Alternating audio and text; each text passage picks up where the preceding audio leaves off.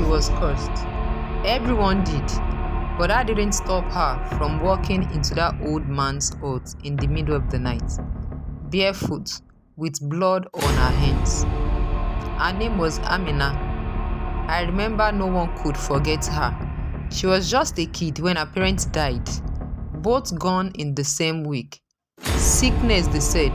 After that, no one wanted her. In her village, being an orphan was bad enough.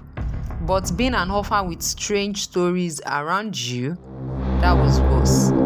People whispered that bad things happened wherever she went. Livestock dying, food spoiling, babies crying all night. It wasn't fair. But when bad luck hits a village, people want someone to blame. And Amina, small and alone, was an easy target. She lived in a broken down shack on the edge of the village. No one ever saw her during the day. She would come out at night to scavenge leftovers or pick through this field after harvest. I was 15 then, and I felt bad for her, but I didn't dare talk to her. No one did. One night, something happened that no one could explain. There was a fire in the village. It started in one hut and spread fast. People scrambled to save what they could, but 3 huts burned down before the fire stopped. That same night, someone swore they saw Amina standing near the fire, watching. She wasn't helping, just staring. When they called out to her, she ran into the forest.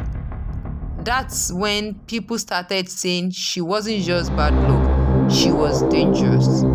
A few days later, I saw her again. She was walking towards the hut of Mze Omari, the old man who lived at the edge of the forest. He was strange too, always talking to himself or carving figures out of wood. People said he knew things, dark things. Amina was barefoot, like always, and her dress was torn, but her hands, they were red, like she had been carrying something that bled. I watched her knock on his door, and when he let her in, I felt a chill run down my spine. No one saw Amina for weeks after that. Some people thought she had left, maybe gone into the forest for good. Others thought Omari had done something to her. But then, one evening, she came back.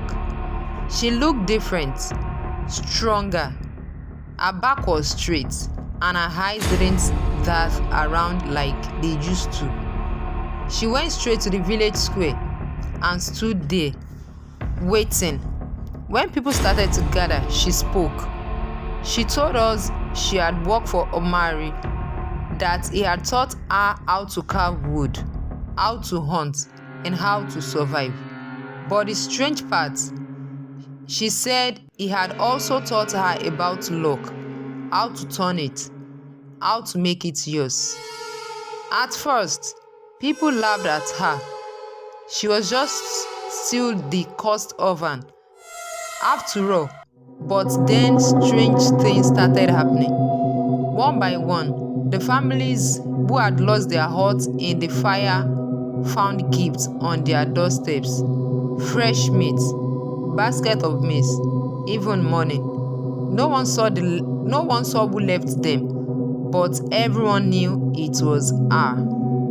Amina also started selling carvings. Beautiful, intricate figures that she swore carried blessings. People from nearby villages came to buy them, and soon she had more money than anyone else in the village. By the time I was old enough to leave the village, Amina had become one of the most respected people there. The same ones who used to whisper about her now went to her for advice, for help, for luck. But here is the part that still unsettles me. One day, I went back to visit, and I decided to stop by Mze Omari's hut.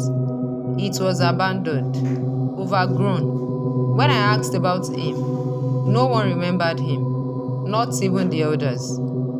Amina's luck had turned, yes, but at what cost? And who or what had taught her how to do it? Thanks for watching. Don't fail to hit the subscribe button. Stay tuned for more updates.